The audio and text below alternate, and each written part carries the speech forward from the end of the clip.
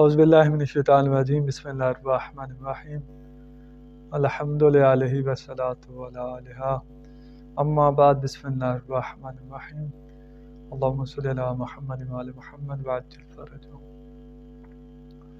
سامعین محترم، امید کرتا ہوں کہ آپ سب خیر و عافیت سے ہوں گے اور دعا گو ہوں کہ اللہ رب العزت تمام مومنین کو اپنی حفظ و امان میں رکھے۔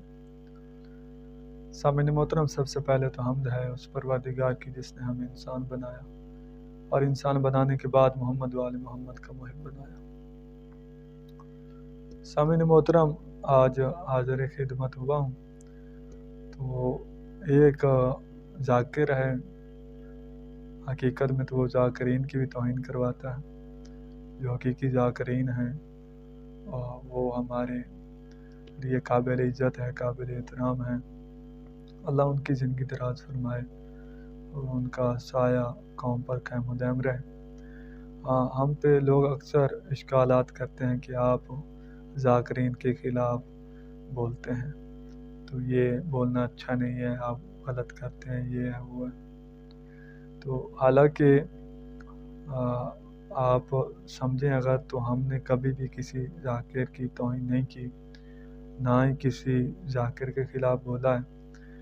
ذاکرین ہمارے لیے قابل احترام ہے، ہم ان کا احترام کرتے ہیں۔ معصومین علیہ السلام کی حدیث میں ذاکرین کے بارے میں بہت سارا حدیث میں ان کے احترام اور ان کا فضائل وارد ہوئے، تو ہم کسی ذاکر کا تو ہرگز اس کی توہین یا اس کے خلاف بولنے کی ہم کوشش یا ہم میں ہمت بھی نہیں ہے کہ ہم بولیں۔ ہاں، مگر چند ایک جاہل ہیں جو ذاکرین کا لبادہ توڑ کر اور ذاکرین والا لباس پہن کر تو وہ ذاکرین میں گھسے ہوئے ہیں۔ ہاں، ان کا ہم کھولتے ہیں، ان کی جو حقیقت ہے، جو ان کا علم ہے، جو ان کی حالت ہے، وہ ہم مومنین کو بتاتے ہیں، تو وہ ہم انشاءاللہ بتاتے بھی رہیں گے، چاہے کوئی ناراض ہو یا خوش ہو، تو وہ ہمیں کسی سے کوئی غرض نہیں ہے، کیونکہ ہم نے کوئی کام کسی انسان کے لیے تو کرنا نہیں ہے کہ کوئی انسان ہم سے خوش ہو تو ہم تب ہی وہ کام کریں گے۔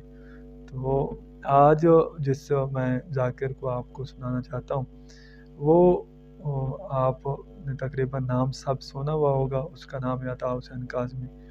تو یہ جعل مرکب ہے، ذاکرین کو بدنام کرتا ہے، اس سے آپ بچیں، اپنے بچوں کو بچائیں۔ آپ ذرا اس کا یہ کلپ ملاحظہ فرمائیں، پھر بات کرتے ہیں۔ کدے بھی علی حیدر کرار نو بھونکن والے دا ساتھ نہ دیں۔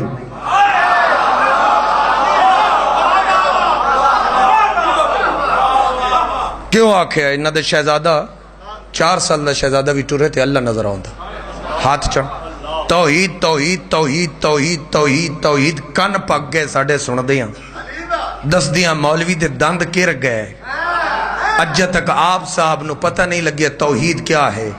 میرے 6ویں آقا تو کسے پوچھے ماہیت توحید، مولا توحید ہے کیا، توحید ہے کیا، توحید ہے کیا؟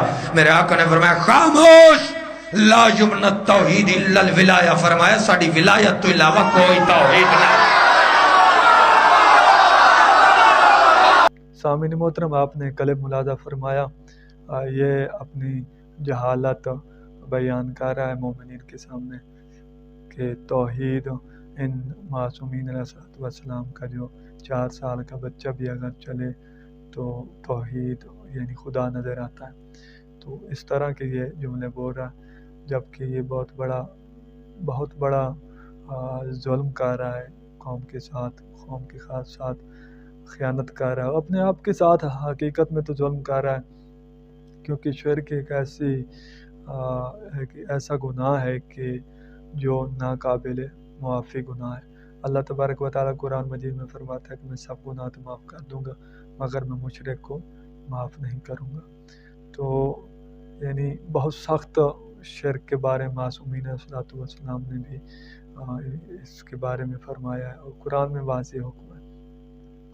تو یہ عطا کاظمی صاحب آپ کا خدا ہوگا، آپ کا اللہ ہوگا جو چلتا پھرتا ہے، ہمارا خدا چلتا پھرتا نہیں ہے، سوتا نہیں ہے، کھاتا پیتا نہیں ہے، نہ اسے کوئی درد ہوتا ہے، کچھ بھی نہیں ہے. ہمارا خدا اس طرح کا نہیں ہے. کفیات جس پہ طاری ہوں تو وہ ہمارا خدا نہیں ہے. ہاں یہ آپ کا کوئی خدا ہوگا کہ جو شہزادہ بھی چلے تو آپ کو خدا نظر آتا ہے، کہ ان کا شہزادہ بھی چلے تو خدا نظر آتا ہے. نعوذ باللہ من ذالک. جبکہ معصومین علیہ السلام نے اس کے خلاف، ایسے عقیدہ رکھنے والے کے خلاف کافی سارا فرمایا. آپ نہج البلاغہ کا پہلا خطبہ بھی اگر آپ نے پڑھا ہوا ہوتا تو اس طرح کبھی بھی آپ الفاظ بیان نہ کرتے، توہین نہ کرتے. خود توحید کی توہین آپ کرتے ہیں. لوگ تو نیچے واہ واہ کریں، ان بیچاروں کو کیا پتہ کہ معصومین علیہ السلام نے اس کے بارے میں کیا فرمایا. دیکھیں کہ معصومین علیہ السلام نے فرمایا، پورا باب ایک اصول کافی میں بھی مرتب ہے اور وسائل شیعہ میں بھی اس طرح کی حدیث ہے. اس کے علاوہ ہماری تقریباً جتنی بھی توحید جس میں بیان کی گئی ہے، علم کلام کی جتنی کتب ہیں، سب میں یہ چیز وارد ہے کہ مثلا چلنا پھرنا، سونا کھانا پینا یہ کسی اور کا خدا ہوگا، یہ ہمارے غیروں کا خدا ہوگا. ہمارا خدا اس طرح کا نہیں ہے. کفیت ہمارے خدا پر طاری نہیں ہوتی. تو مولا نہج البلاغہ میں فرماتے ہیں کہ اللہ تبارک و تعالی کام کرتا ہے مگر آلاتوں کے بغیر، حرکت اور حرکات کے بغیر. وہ اپنی قدرت سے کار انجام دیتا ہے. اس کے علاوہ اصول کافی میں کئی مقامات پر اور نہج البلاغہ میں بھی ہے کہ اللہ نظر نہیں آتا. جو نظر آ جائے ظاہری آنکھوں سے وہ خدا نہیں ہوتا. کیونکہ اللہ تبارک و تعالی، میں نے پہلے بھی ایک ویڈیو اس کے بارے میں بنائی ہے کہ اسی نے بولا تھا کہ اللہ تبارک و تعالی نظر آتا ہے.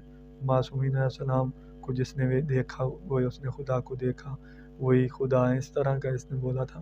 تو میں نے وہ بھی رد کیا تھا، وہ بھی موجود ہے یوٹیوب پہ. تو اللہ تبارک و تعالی نظر نہیں آتا.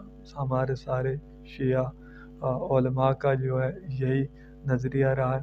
تو معصومین علیہ السلام کی حدیث میں بھی یہی ہے کہ اللہ تبارک و تعالی نظر نہیں آتا. ہاں دل کی آنکھ سے اللہ تبارک و تعالی کا انکار بھی نہیں کیا جا سکتا، مگر ظاہراً اللہ کی نظر نہیں آتا.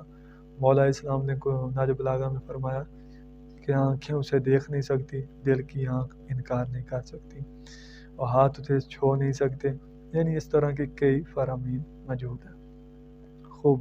دوسرا آپ نے فرمایا کہ آپ نے جو مولوی نے رٹا لگایا ہوا ہے کہ توحید توحید توحید، مولوی کو پتہ ہی نہیں ہے توحید کیا ہے. تو پھر آپ نے فرمایا کہ توحید تو معصوم نے فرمایا کہ ہماری ولایت ہی توحید ہے اور کچھ بھی نہیں ہے. تو اصل میں آپ جو متشابہ فرامین ہیں ان کو آپ توڑ موڑ کر لوگوں کے سامنے بیان کرتے ہیں. آپ خیانت کرتے ہیں. اللہ آپ کو ہدایت دے اگر ہدایت کے قابل ہیں تو.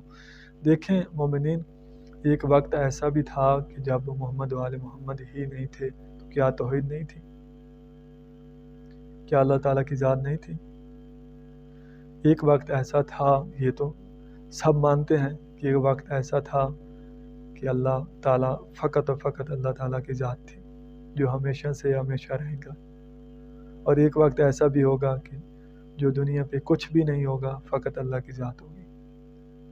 قرآن بھی اس چیز کی گواہی دیتا ہے. معصومین علیہ السلام کے متعدد فرامین موجود ہیں کہ اللہ تعالیٰ کی ذات جو ہے کوئی وقت کی محتاج نہیں، کب سے ہے کب نہیں. اور آل محمد کی ولایت خود اللہ کی دی ہوئی ولایت ہے. تو یہ کس طرح ہو سکتا ہے کہ ان کی ولایت ہی توحید ہے، اس کے علاوہ کوئی توحید ہی نہیں ہے؟ تو میں کہتا ہوں کہ جب ان کی ولایت ہی نہیں تھی تو کیا توحید نہیں تھی؟ کیا اللہ کی ذات نہیں تھی؟ جب ان کی ولایت تو دور کی بات ہے، جب محمد و آل محمد علیہ السلام کو اللہ نے خلق ہی نہیں کیا تھا تو کیا اس وقت ذات خدا نہیں تھی؟ کیا توحید نہیں تھی؟ تو ہمارا یہ سوال ہے. تو مومنین سے میں گزارش کروں گا کہ ان جہلوں سے خود بچو، اپنے بچوں کو بچاؤ. اور آخر میں دعا گو کہ اللہ رب العزت ہمیں صراط مستقیم پر چلنے کی توفیق عطا فرمائے، دشمنان آل محمد کا خاتمہ فرمائے. اللہم صلی علی محمد و آل محمد وعجل فرجهم.